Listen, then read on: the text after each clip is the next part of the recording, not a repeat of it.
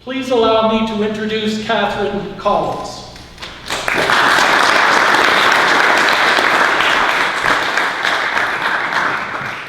Thank you, Stuart. My mother wouldn't have done a better job than you just did. Thanks. It's Catherine spelled correctly with a C. Collins, you probably guessed that, C-O-L-L-I-N-S. So, good morning, everyone. As the moderator, this is working. Pardon me? One sec. It's on? Is there a green light on it? Yep.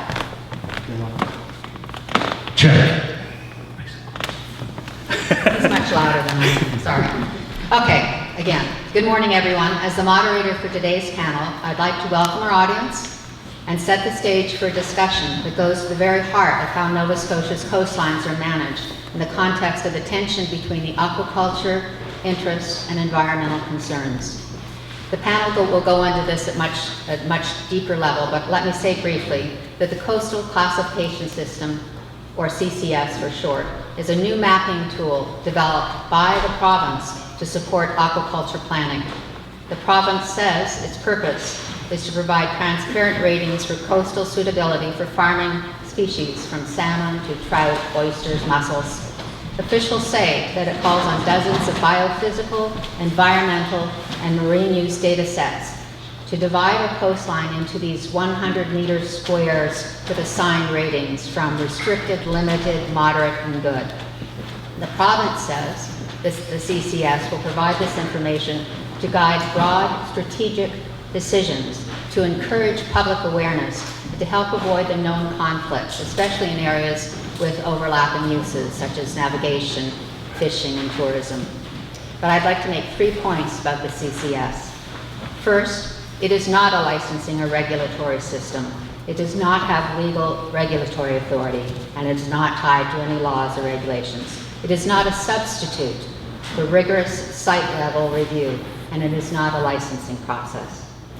Second, mapping tools, resolution and scope are not a substitute for local expert-driven analysis. Fine-scale environmental issues such as critical habitats may not be captured. Data quality and relevance will vary throughout the coastal reviews or regions, so broad classifications should not be mistaken for a precise evaluation. And third, recent decisions by the Houston administration raise real questions about whether Nova Scotians should trust this government to protect our environment. I'm talking about the refusal to enact the Coastal Protection Act, which would have provided binding regulations to safeguard Nova Scotia's coastlines. The act had widespread public support and bipartisan backing when it was passed by the legislature in 2019. But last year, the government replaced that regulation with a laissez-faire policy based on guidance that delegates responsibility for protecting our coast to municipalities. So when it comes to the CCS, critics argue that a similar lack of binding legislation and independent oversight may erode faith that the regulations will be implemented equitably and balance the needs and voices of the industry, local property owners, tourism, fisheries, and environmental defenders. The concerns echo criticisms about the government's new strategy of increasing exploitation of our natural resources, including lifting bans on uranium mining and fracking without adequate public consultation. So today, our panel will explore whether the CCS truly supports sustainable coastal development, what risks and benefits it will bring, and how we can ensure future aquaculture growth does not come at the expense of Nova Scotia's unique marine ecosystems or the communities that depend upon them. If you've read our book, you know where I stand on this issue, at least for open net pen salmon farms. As a recovering journalist, taking a stand on any issue has been really unusual. Normally, you just do the research, you present the facts, and you let your readers decide. I hope that what we are doing here today, however, is similar to that process, because you've already heard from the government about its development of the CCS in partnership with the Centre for Marine Applied Research, which includes on its website a list of partners and collaborators, among them CERMAC, Cook Aquaculture, and the Aquaculture Association of Nova Scotia. Today, you will hear a broader view, the other side, so to speak. The Healthy Bays Network, has brought together an array of truly independent experts to consider the environment, legal, business, and social justice aspects of this important issue. In the end, you will, and you should, come up with your own informed position on CCS, and whether or not CCS is the answer. And so I encourage our panelists, our expert panelists, and our audience to approach this topic with both optimism for technological advances and a critical awareness of the limits of policy and oversight. Let's have a candid, evidence-based conversation about how Nova Scotia's CCS can be leveraged to serve all coastal interests today and into the future. So now I'm going to introduce you to our panel. I'm going to go through the list and introduce them and then come back to each person singularly so that it won't interrupt the flow of the conversation I hope that will come out of this. Okay, first Karen. She was a member of the Dole Leahy panel. She worked as a policy analyst for the DFO in Ottawa, and she's also worked on province-wide initiatives to protect marine and coastal ecosystems and promote a coastal protection policy for Nova Scotia. As a resident of the Eastern Shore, she's also a member of the Association for the Preservation of the Eastern Shore, and she is here to talk about the coastal classification mapping tool. Up next will be Jaime Simpson, a conservationist, a writer, and a lawyer specializing in regulatory, Aboriginal, and environmental law. Jaime will talk about the failures of the aquaculture regulatory system based on his own experience, frontline experience, representing community interveners in the expansion of the Coffin Island site and consultation related to the license renewal of Saddle Island. Daniel, where'd you go? Oh, there you are. Thimot is a third-generation fisherman who has made his living on the water for the past 30 years. Now, he's my sort of source because there's nothing like the first-hand stories to give you a sense of the true impact of policies like this one. And here's what he once said about ocean-based salmon farms. Imagine you had a stadium with 20 or 30,000 people in it for 5 days with no washroom facilities. That's what fish farms are like below the surface. So I look forward to hearing Daniel take us below the waterline to get a close look at open net pen salmon farms. And Wendy, you all met before, I'm sure, is a member of the Association for the Preservation of the Eastern Shore and president of the Healthy Bays Network. Last spring, the Healthy Bays Network conducted a campaign to raise public awareness about the coastal classification system. And as part of that process, the network conducted a public opinion survey, and she will present the findings of that report, which they call What We Heard. And finally, there's Stuart, who is managing director of Tangier Lobster, an exporter of live lobster to niche markets in Asia and Europe. He is highly passionate about the importance of the lobster sector to Nova Scotia, this province, and highly critical about the impact of open net pen fish farming in all of Atlantic Canada. Stuart has served for 4 years on the Minister's Advisory Committee on Aquaculture, pushing back against the initiatives of 3 separate governments. He will talk to you about social license, and frankly, I think he's uniquely qualified for this. He's not just a lobster guy. He works tirelessly to solve some of the most pressing problems in this wonderful province, whether or not it's addressing childhood hunger or supporting organizations like Bonnie Lee Farm in its effort to support people in our community with special needs. So, you've got quite a panel, 5 minutes each. We're going to start with Karen. You and your topic are the reason we're here today. So, please tell me recommendations, or does it overlook obvious concerns? And is the mapping tool a credible tool for determining suitable sites for aquaculture? There you go. Could the speakers hold the mic really close? Okay. I'm sorry. How's that? We're not getting it. Good? Yeah? Okay. Thank you, Catherine, and thank you to all of you for coming here. We really, really appreciate it. I was particularly interested in... Sorry to interrupt, could you say and spell your name for us? Oh, I'm sorry. Karen, Karen, Traversy, Traversy. Travers with a Y. Okay? Thank you. Thank you, sorry. I was particularly interested in assessing this mapping tool through the lens of the recommendations of the highly regarded Dole Leahy Report 2014. That's quite a while ago. A new regulatory framework for low-impact, high-value aquaculture in Nova Scotia, and I emphasize that.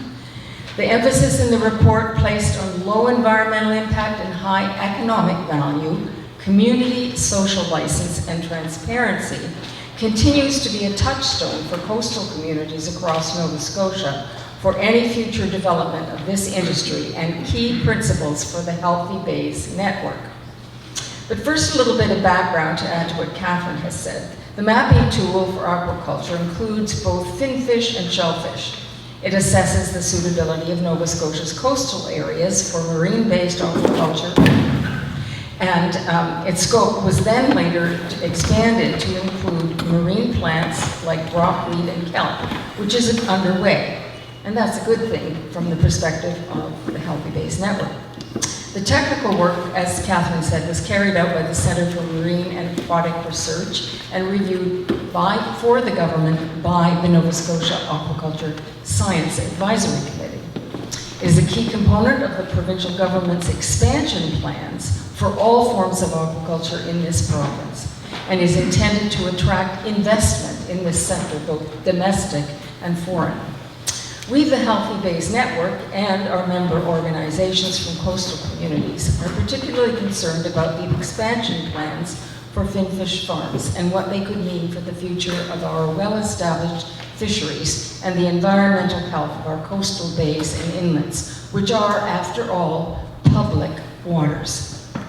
The government's stated objectives for this interactive tool include helping to improve transparency and awareness around coastal suitability for various types of aquaculture, for improving public understanding of coastal conditions in Nova Scotia, not just for the industry, but for the general public. At least that's what they say. The report is clear, though, that it is not a decision-making tool and has no legal or regulatory weight. And as Catherine said, it's for planning, and we would emphasize for attracting investment. For this system, the coastal zone is classified as an area within 3 kilometers of the coastline and assessed as restricted or of low, moderate, or good potential for aquaculture development based on a large number of relevant factors. It draws on existing province-wide spatial data.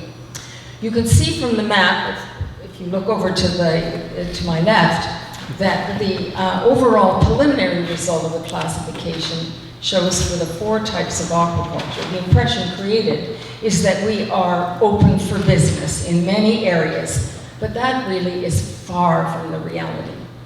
Catherine's question was, is this what the Dole-Leahy report recommended? Well, yes and no, but mostly no. Dole-Leahy certainly recommended a red, yellow, and green assessment process, which is a common risk assessment practice in fisheries management and other natural resource programs. But the emphasis for Dole-Leahy was on risk and high value, low environmental impact, not species survivability, which is the coastal classification system. That's what it emphasizes. Dole-Leahy also emphasized, as Catherine said, transparency and social license as key assessment components. The system is focused much more narrowly on species survivability criteria. Social license and public input considerations continue to be separate from the more technical assessment. The classification system is but one input to the decision-making process. It's just important to be clear what it is and what it isn't. In fairness, it should be pointed out that the data sets used in the process are largely government-sourced and are therefore public and can be used by community groups providing input to lease and licensing approval processes. And that can be helpful to communities who want to present their views to the province. I am certain that the aquaculture industry finds the CCS very helpful, as a great deal of relevant and necessary information has been consolidated and will help with investment decisions and lease and license applications and renewals. They will not have to pay consultants to do this. It's all been put together. But the credibility of the CCS as a tool has serious limitations. It is not, as claimed, a comprehensive source of information required to assess the potential of aquaculture development. The usual regulatory processes still apply for specific site processes in which many coastal communities facing net pens will have to engage. The glaring shortcoming acknowledged by the department's story map report is the absence of commercial fisheries data for lobster and scallops, etc. The report acknowledges this lack of this vitally important information, the most important concern of coastal communities where aquaculture sites are proposed. The available data is too coarse, meaning data collected for one purpose and involving large geographic area cannot be broken down to apply to smaller geographic areas. This is a legitimate thing, and that it doesn't apply for specific bays or sites, just high-level indicators for the survivability of species, which is of great interest to the industry. The resolution is just too coarse to be useful for specific bays and sites to look closely at conditions and other users. It is just broad swaths of high-level environmental indicators, and for the most part, with few infrastructure points, infrastructure being wharves and other things. With regard to the level of fisheries data or other current use data, it just shows the inshore zone as used for inshore fisheries. That is why there are so few areas in the report that don't show up as suitable or limited in the classification scheme. Further and acknowledged in the report, ocean dynamics, including water circulation, current, and flushing information, fundamental to the operation of open pen fish farms, is missing from the assessment for technical reasons. The CCS did not include data on core tourism assets, cultural sites, recreational use in its calculations. Areas marked restricted tend to be limited to marinas, ferry terminals and routes, and shipping lanes, as one would expect. But critical wild salmon habitat areas are only classified as limited, so are potentially not totally off-limit to salmon farms. With these examples, the mapping tool is of limited use for small-scale operators, as it does not reduce the data burden for them. There is no data on overlapping uses or site-specific information to be of help to small operators, a sector which has less of an environmental and community footprint. So to answer your question, the coastal classification system may be useful as far as it goes, but it doesn't go far enough.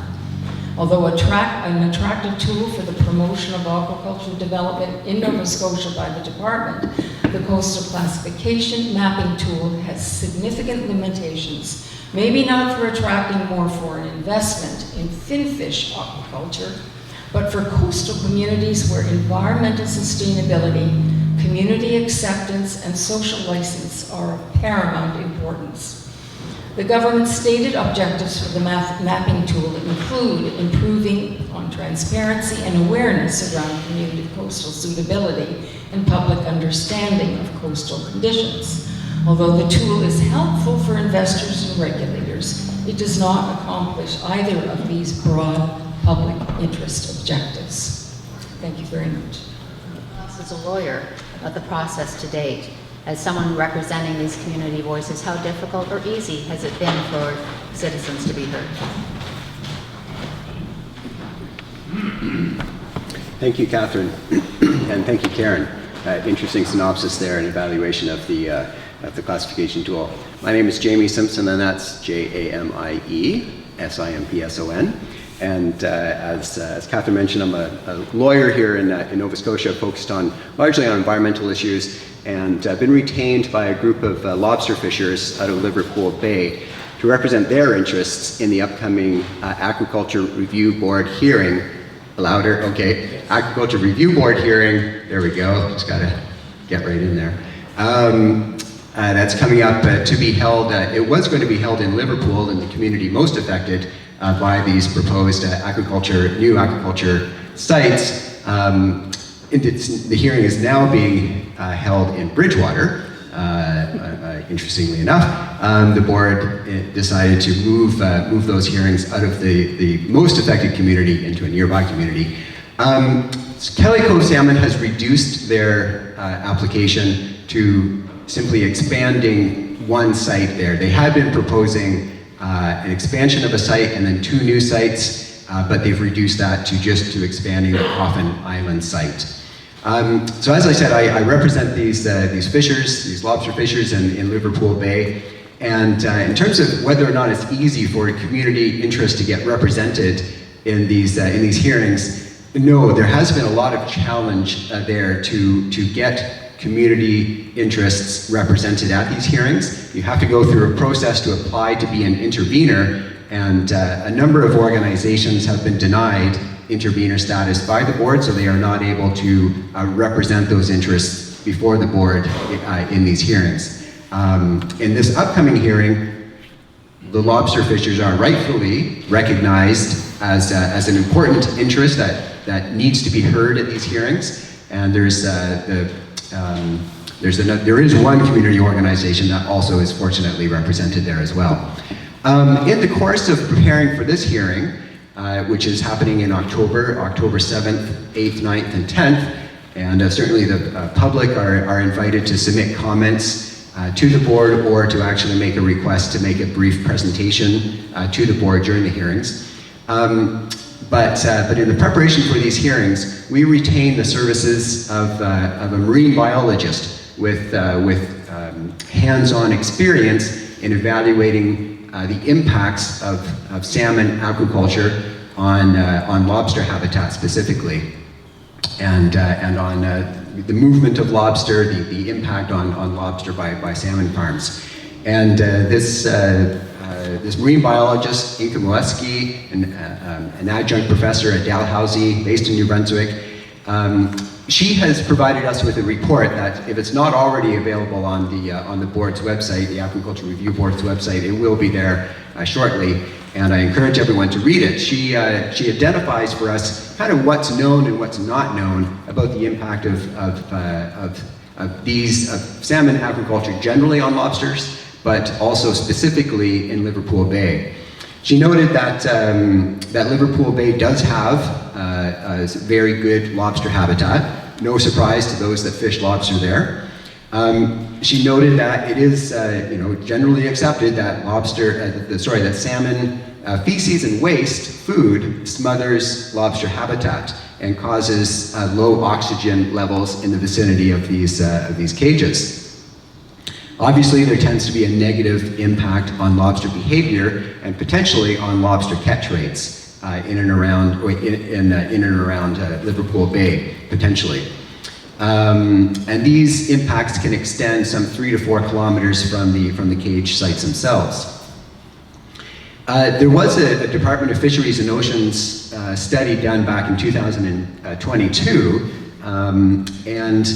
and this is quoted in Inka Moeski's report here. And GFO states that areas of bottom habitat at the proposed aquaculture sites may also be highly suitable for the settlement of lobster larvae, given the preferential selection for hard bottom substrates. Increased sedimentation associated with the proposed aquaculture activities may preclude the settlement of larval lobster. So that's coming straight from a DFO study.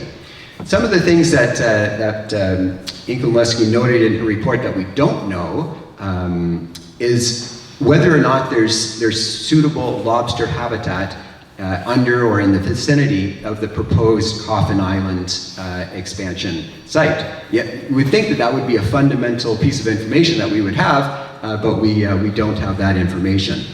There was a lobster suitability study, habitat study done, but it didn't include the proposed Coffin Island site, interestingly enough. We don't know the ecological implications of displacing larval stage of lobster, or juvenile or adult lobsters from their preferred habitat. We don't know what impact this would have on catch rates for lobster. Of course, simple presence of lobster is one thing, but are they still interested in, they still be able to be caught by lobster fishers? That's sort of the key thing for lobster fishers, obviously. What about the cumulative impacts or the cumulative effects of long-term organic waste loading on lobster habitat? We don't know. Absence of information cannot be viewed as evidence of no environmental impact. Just because we don't have all the details doesn't give it a free ride. The proposed the proposed salmon aquaculture expansion in Liverpool Bay, if it is indeed permitted to go ahead, would essentially be an experiment, a large-scale experiment for Liverpool Bay.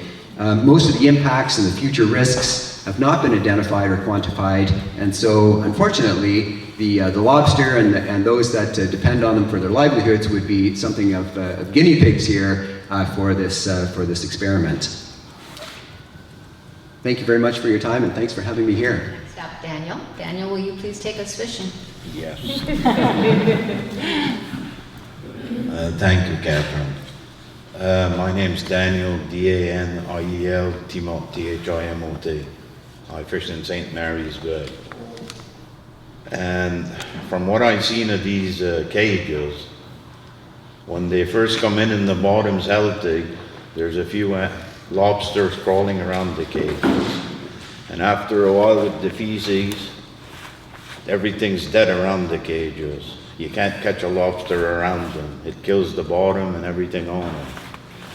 And for some reason, all these cages are put in bays and inlets where every spring and summer the lobsters come to shed, to molt, and to reproduce. And if the bottom's dead, nothing can reproduce on that bottom.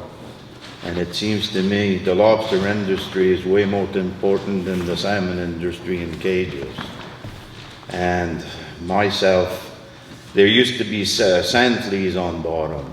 Since the salmon cages were put in the bay, the sand fleas are dead. There's none of them left. You can't even find one. And to fish around the cages, it's a waste of time. The bottom's dead. So the more of these cages they put in, the more bottom dies. And after a while, the bottom left ain't going to be very much. And I just can't... where they put the cages, you can't fish the bottom, then the bottom dies. Then they move the cage to another bottom, and that bottom dies. I mean, after a while, there's no bottom to fish. And I'd like to fish for a few more years, and my children as well. So I don't agree with these cages whatsoever. And you take a stadium, or you put 15,000 people in it. They put 15,000 fish in a cage. You take these people, you block off all the exits, you take all the washrooms out, and you force feed them for 12, 15 months. I mean, what's going to happen? I can't see these fish are any help to them. I can't see the fish are even healthy. Mm-hmm. And I think there's, I just can't comprehend why they want to put more of these cages to lose our bottom, and our lobsters won't reproduce at all. And that's what I have to say on it. Thank you. So Wendy is going to talk about what they heard. Here you go. Spell your name. Oh, yeah. Thank you. I'm Wendy Watson-Smith, W-E-N-D-Y.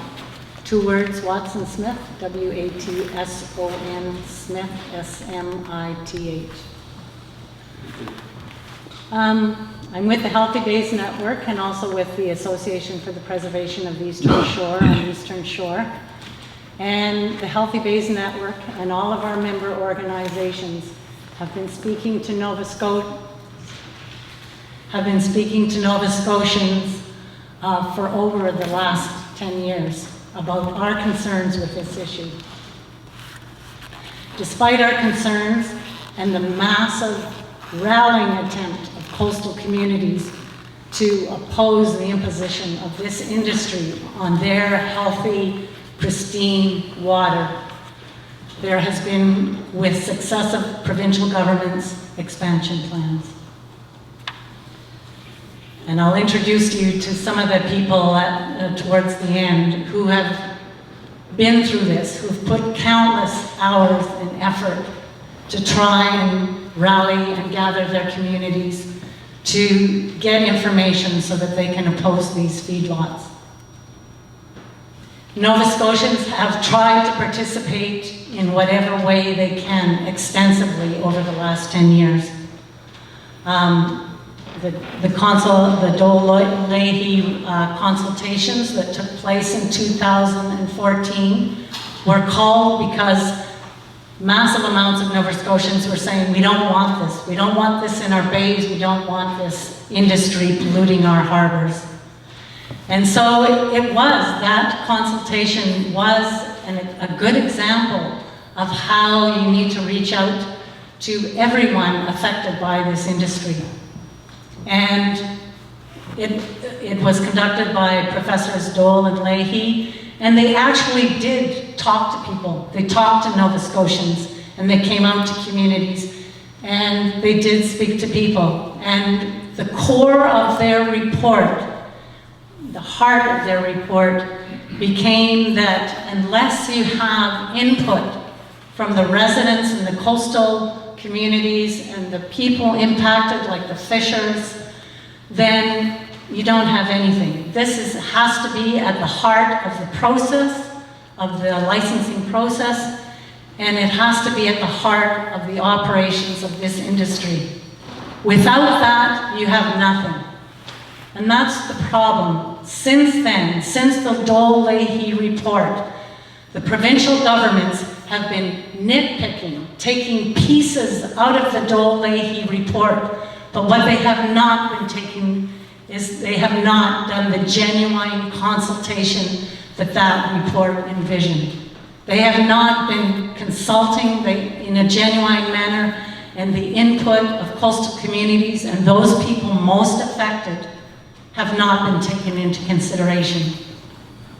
Nova Scotians participated widely in the regulatory review in 2015.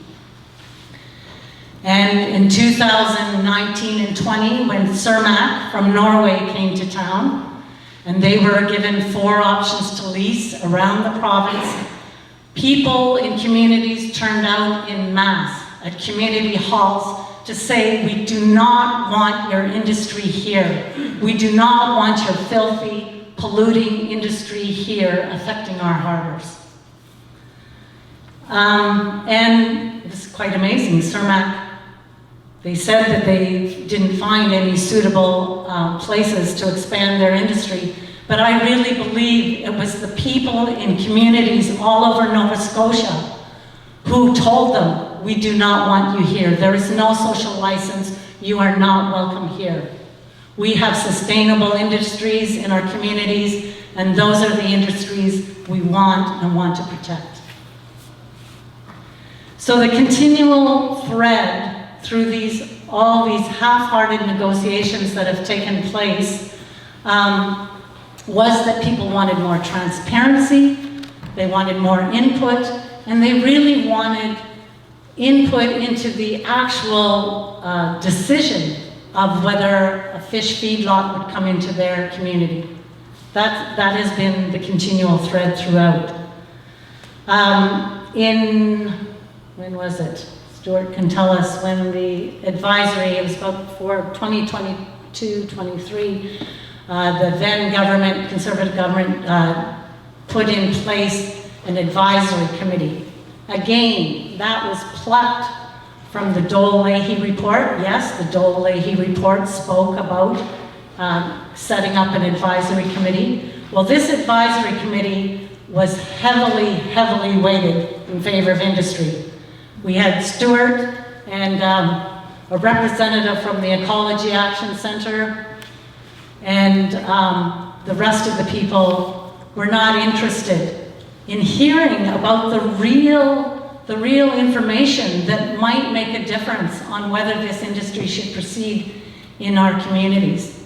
They didn't want to read the book that Catherine wrote that talked a lot about Cook aquaculture, the main proponent in this province. They didn't want to read it. Stuart suggested this is a good book for you to read to really see what this industry is like and what it does. No, he didn't want to read it. They didn't want to talk about what was happening internationally, where people are rallying again all over the world. Tasmania, Chile, Norway, everywhere. People are rallying against this industry, and some of them have had success. and are saying, no, we don't want you here. No, they didn't want to hear about those stories. They didn't even want to hear what was happening on the west coast of Canada, where feedlots are supposed to be banned by 2029 because people have resisted there. This seems to be basic information that a government would want to know if you've got an industry setting up in your province. What? Are we the location of last resort? One of the key components of the Dole Leahy report was the creation of a coastal classification system. Again, they plucked it out of the Dole Leahy report saying, yes, yeah, we're gonna set up a coastal classification system. But where is the heart of what was in the Dole Leahy report? Where is the heart of having coastal community input into the decision making? That is missing. So it's nothing like what was in the Dole Leahy report.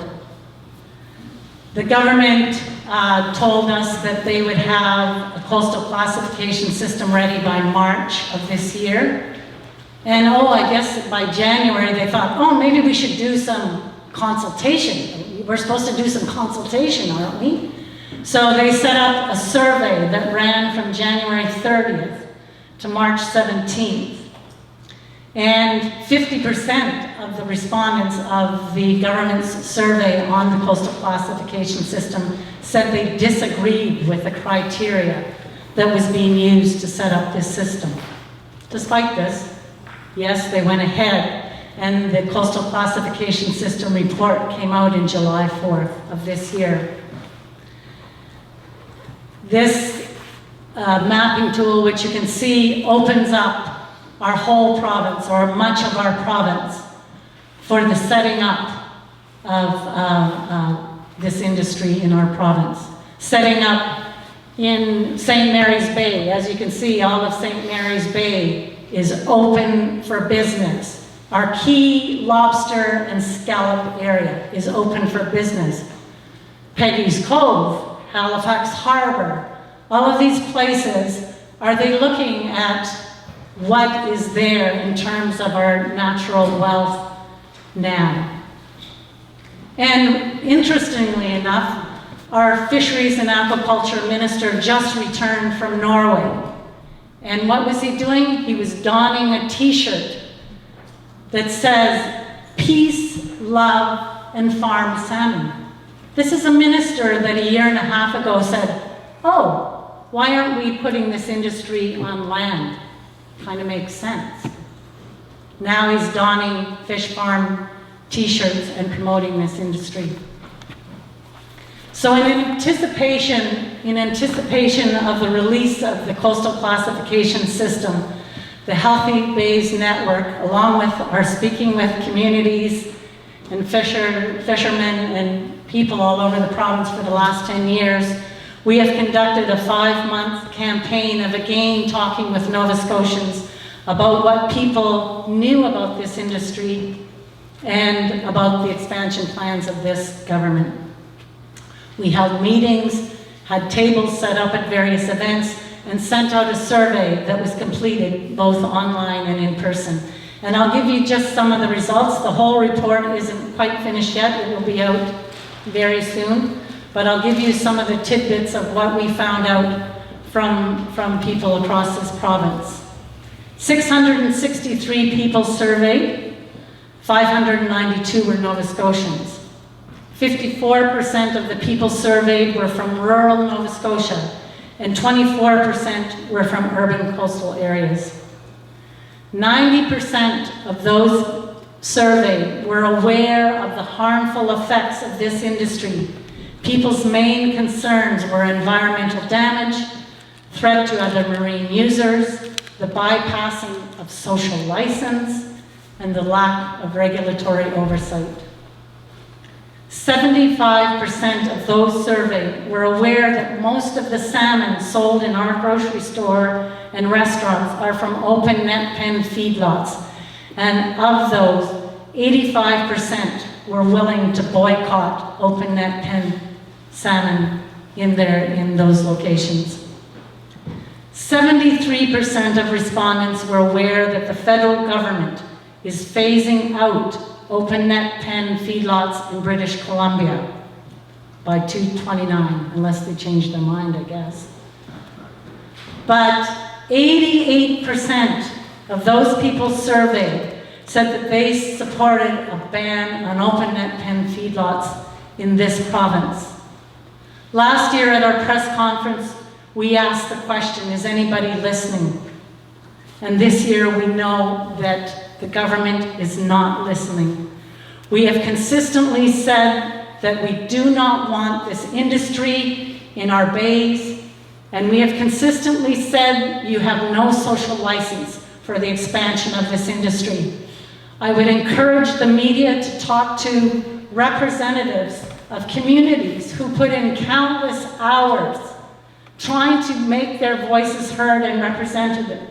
We have people from Bayswater Beach who were given 30 days to put forward their case. They have exhausted themselves by going from door to door to talk to people about this industry, and they've exhausted themselves doing that. Speak to the fishermen in this province who are affected. It's fishing in the most lucrative bay of our province, and there's feedlots being proposed there all over the St. Mary's Bay. So please speak to the people who are affected by this filthy industry, and we would encourage you to talk to as many people here about what's been going on. Thank you. I think I've gone over my time.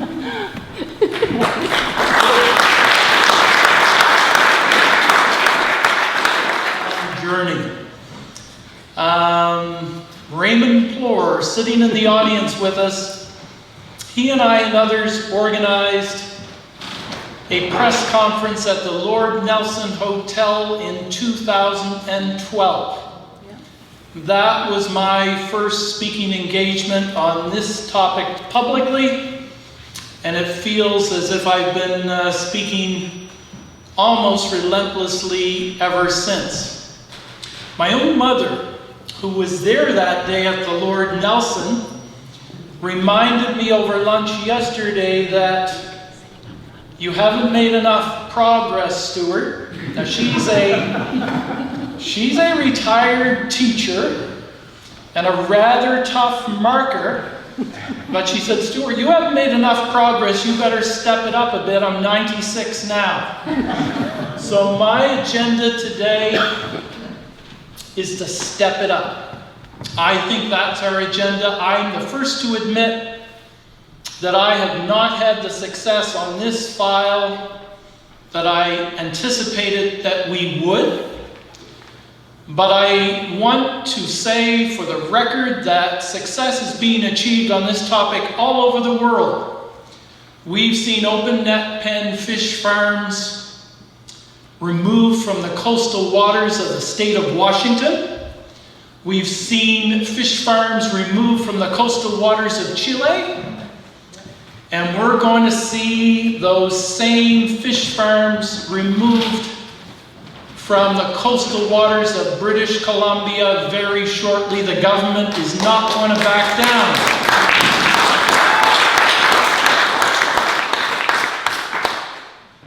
My topic is social license and the fact that citizens must be heard. I'm a subscriber to a Substack called The Bee. The Bee is a product of John Wesley Chisholm, who's one of our progressive thinkers here in Nova Scotia. And about 4 a.m. yesterday morning, his latest Substack posting came in, and it was about consultation. And I thought I might be able to borrow some material from John Wesley to provide a different perspective to you today. John Wesley introduced me to a new concept called the trilemma. We're all familiar with the dilemma, but he talked about the trilemma. And the trilemma, as he stated it, was we need in Canada to balance democracy nationhood, and consultation. And I'm dramatically reducing his thesis, but it's essentially that we had better reduce the amount of consultation because they're placing the other two features, democracy and nationhood, at risk. Well, once I picked myself up off the floor, I sent him a message. And I said, John Wesley, we don't have a worry in the world here in Nova Scotia. The current provincial government doesn't do a bit of consultation. So our democracy is safe. Obviously I jest, but it's troubling. And I'm here to state on the record that social license, engaged social policy, the support of communities on controversial topics is vital. And yes, I sit on the Minister's Advisory Committee on Aquaculture. Jeff from the Aquaculture Association is here today as well, and he sits on it too. And I like to remind all my colleagues, I like to remind the Minister and the Deputy that these are public waters, these are not private lands. Public waters need to be protected in ways that private lands don't need to be. We need to make decisions that engage the community, that give us what we all know today as social license. So it's really important. I also like to say every time I speak on this subject that I am not against aquaculture, not in the least. I favor shellfish aquaculture. It brings value to this province, oysters and mussels in particular, and shellfish aquaculture within scale is a fabulous addition to our economy. I favor on-land closed containment aquaculture. We have the ability in this province to raise finfish on land without any of the negative impacts that open net pen fish farms provide. All I'm against, but I'm against it pretty vigorously, is open net pen fish farms. They represent a threat in every which way. Escapes that we know that diminish the genetic character of wild salmon, the existence of massive fecal and food waste that represents the dead zones that Daniel talks about, the jeopardy placed on coastal communities and coastal living and other rural activities. It's all bad. And if we don't recognize that and we don't act on it, shame on us in this province of Nova Scotia. And I must emphasize, none of this is partisan. We have battled successive governments going back 7 administrations who, when they were, prior to going in office, they might have had concerns about open net pen aquaculture. When they became the government, all of a sudden, the circumstances changed. I don't often recognize Cermak, but Wendy and others have referenced it today. They were invited to this province by a previous government to invest in fish farms. They said, we will only do it if the circumstances exist in our coastline for successful aquaculture and if we have the support of communities. They did that undertaking, and to their incredible credit, they announced publicly that no, they could not find the locations that justified investment in aquaculture. So this is prior to the coastal classification system, but it was pretty persuasive to me. And secondly, they said, we don't have the support in the communities. We need that community support or we cannot and won't invest. So they publicly stated it honestly, and they moved on. My friend Marilyn reminded me 2 days ago how ironic that a multinational corporation had as its decision-making process listening to the people, and our provincial governments have not and cannot. That tells us all a very great deal. 2 quick thoughts, because I'm, like everyone else, I'm out of time. It's one thing to suggest that governments have been listening. It's quite another thing to just suggest that groups like us have been deceptive, deceiving, dishonest. We have not been. This proceeding this morning is being taped. It can be seen on video. I've made multiple presentations that can be seen online. We're telling the truth. I've even offered to debate publicly. Let's have a public debate and charge people $20 a pop, and we try to lure 200, 300, 400 people in and give the proceeds to charity. Let's have a public debate. The little guy versus Feedlot Inc. The little guy versus the province of Nova Scotia. Let's have a debate. The minister hasn't taken me up on the offer, and neither has Cook Aquaculture. So it's important to state clearly that on this topic, we state the truth as best we know it at a given moment, and we're prepared to stand by it.